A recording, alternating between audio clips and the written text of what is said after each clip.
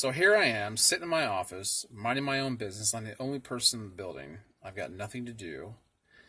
And I've been wanting to make a video all day about something that's been on my heart and on my mind. But I'm sitting here in the office, and all of a sudden the lights go out on me. So I hope you don't mind. I could turn them on, but I thought, why not? It's different, right? And what I want to bring to you is a life experience of mine that really taught me a lesson. It sticks out. It's not something that happens every day to everybody. And I figured if somebody else could get something from it, then it would make me happy to know that I helped in some way. I suppose that everyone goes through hard knocks in life, and that's just the way life is. It's hard, it's rough, it's very tough, and you've got to be tough if you're going to keep your sanity intact. But do you ever feel like whatever you're going through is just about to kill you? I mean, not physically.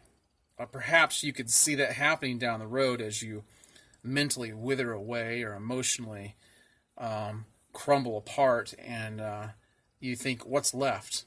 Does my life even have any value if the wind is never at my back? If I just feel like I'm dying in this crisis. And what I want to tell you is that you should never give up. Should never give in. Not today. And here's the reason why. Here's the story I want to bring to you. It was about 28 years ago. I'm going to say probably, I think it happened in 1990. I would have been about 20 years old, 19 or 20 years old. And I was dating a girl in my church that I really liked a lot. And she was in a radiology program. And she worked at Lakeland Regional Hospital here in Lakeland, Florida. Now, I really liked this girl a lot. And she would work, I think it was like 2 or 3 nights a week at the hospital in different capacities. And it just so happened on this particular night that I'm going to tell you about that she was working in ER. And I don't know in what way she was working in there, but she was working in ER this particular night. And she'd called me up, and she wanted me to meet her outside of the back of the hospital where she parked. And now, back then, Lakeland Regional Hospital looked a lot different than it does now. The grounds, the facilities are just structurally almost completely different. It's unrecognizable compared to what it was back then. And so there was a parking lot there in the back of the hospital, and one door she would come out of, and she was getting out of there, I think, about 10:30 at night. I think that's what it was. And I would go up there and I'd make sure she was safe getting in and out of her car and on her way home, and would give me a chance after my long day of work to just at least see her for a little bit. Well, she came out. I pulled up in my Chevy S10 at the time. It was an '89 Chevy S10, my very first owned vehicle, and I parked in the parking lot there and got out, and I'm sitting on the tailgate of the truck, and she hadn't come out yet. Finally, she came out and says, "Look, Greg, I'm going to be running a little bit late. There was a gunshot wound victim that came in, and they need me to stay a little bit longer. Would you be willing to wait?" And I said, "Absolutely, absolutely." I didn't want to see her out there by herself. I guess she could have gotten a security guard or something like that, but I wanted to fulfill that role for her. So anyway, I'm sitting there on the tailgate of my truck, and a young man is walking through the parking lot. He's wearing shorts. He's not wearing a shirt, but he does have it in his hands, and he's carrying his tennis shoes in his hands. And as he's just kind of ambling through the parking lot very casually, and he starts to walk toward me and starts to mumble a conversation in my direction. And at first I don't really respond much, but it's just the normal, "Hey, how you doing?" kind of thing. He gets closer and closer to my truck, and he comes up to me, and he sits down. He helps himself to the tailgate of my truck, sits down right beside me. And when I say right beside me, I mean right beside me. And he proceeds, in the course of his conversation with me, to put his hand on my forearm gently. Now, when I say that, as a guy, putting your hand on another guy gently is kind of slimy. And I didn't take too kindly to it. I didn't like the fact that he helped himself. I didn't invite him to sit down. And now I felt like he was trying to help himself to me. And I jumped up and I said, look, man, I don't play that game. I don't roll that way. You need to get out of here. And that's all I wanted him to do, was to get out. I didn't say any other disparaging things to him. I didn't go on and on. I'm not one to mince words and have any smack talk. I just wanted him to get out of there. Well, he got mad about it. He started hollering at me and started spewing out this litany of racist stuff against white people. And I don't know why. It had absolutely nothing to do with anything. I guess he just didn't like white people. I don't know.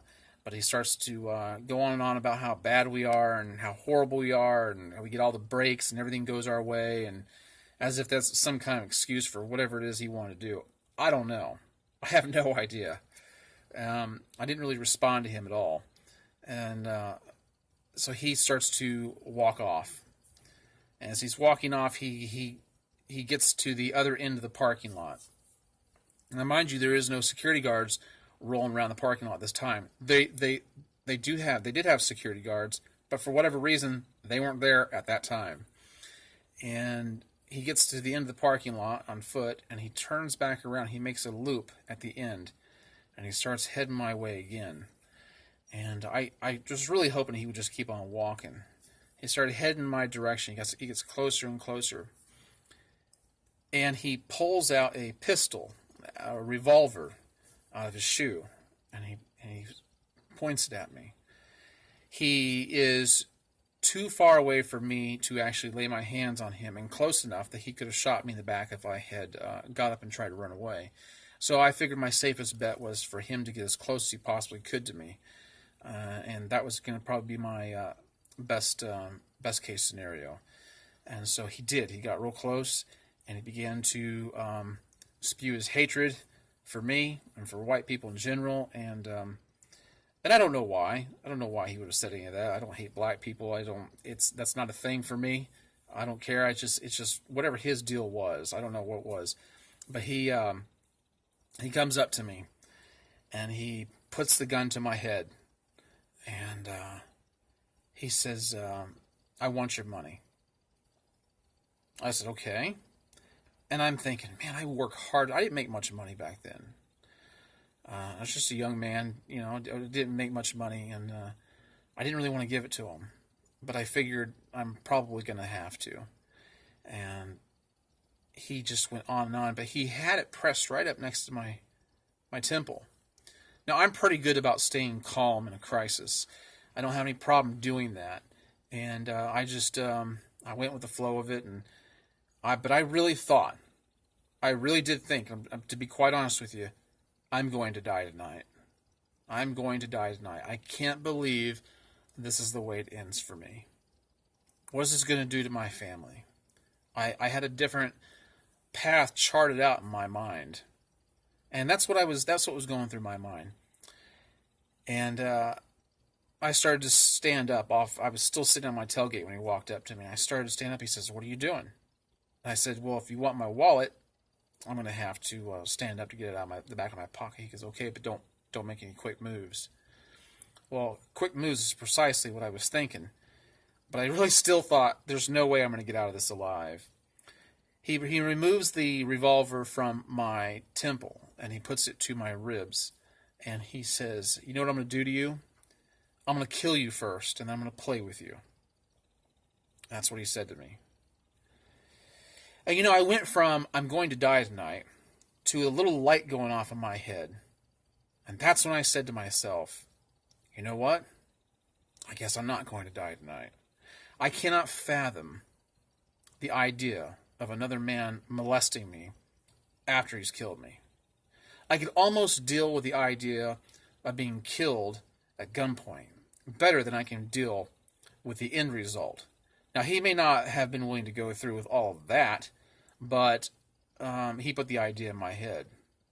As it turns out, later on, and I'll come back to this part in a second, but as it turns out later on, after the cops had arrived eventually, the revolver was loaded.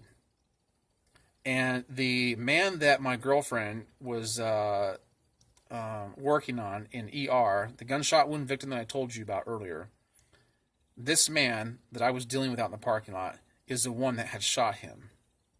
So I did not know that at the time, obviously, but he had me fully convinced that he was going to pull the trigger. And so all it took was for him to, the worst thing he could have said to me, for his sake, was, I'm going to play with you.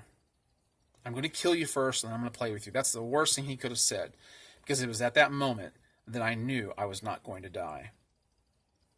Not today. Not tonight.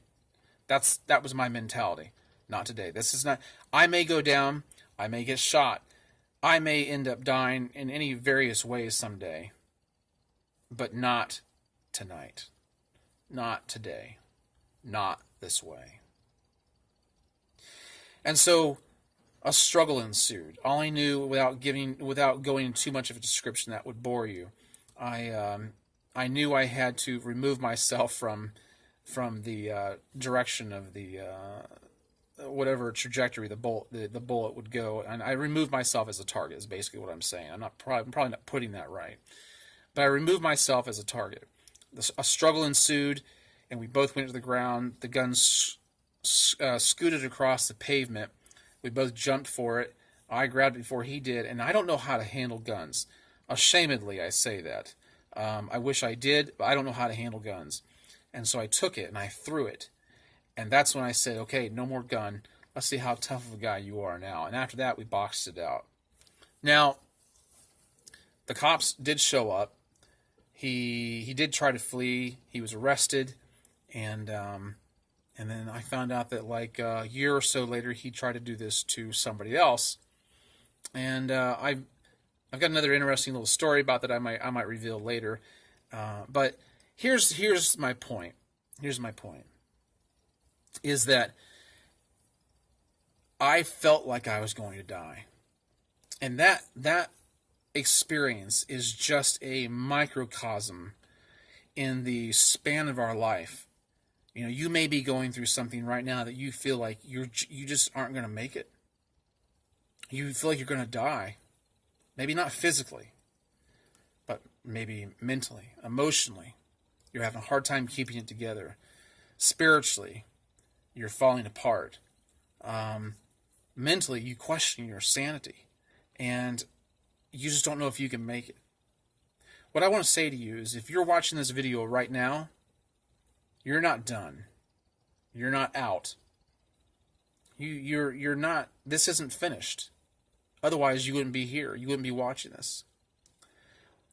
Don't give in to defeat. Don't count yourself out. Don't accept defeat. Not today. Not today. Hang on a little bit longer. That's all I ask of you. You know, I don't know I don't know where you live. I don't know what you do. I don't know what you're struggling with. But man, I tell you what, I've been through some things that parallel the things that anybody else experiences in life. I know what it is to feel weary and downtrodden, and just to feel like you have nothing left in the tank. And I'm telling you, you'd be surprised that if you just don't accept defeat now, just put it off until tomorrow. Just don't accept it today. Delay it. Because the reason I'm not asking for more than that from you is because you may not feel like you have more than that. I'm not asking for much from you.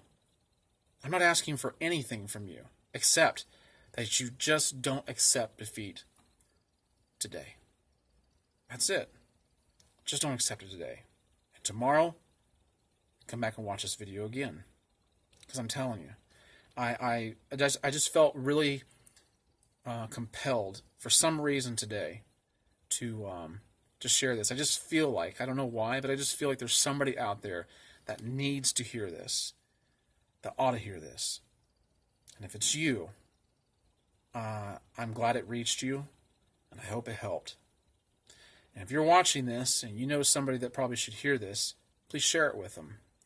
And I hope it helped. I hope it meant something to you. I would appreciate it if you'd give me your own life experiences and tell me how you made it through it, and how you came back and bounced back from adversity. I love hearing people's life stories. It means a lot to me. All right, guys, I've got to get going. I thank you for your time, and I'll catch you in the next video. Bye-bye.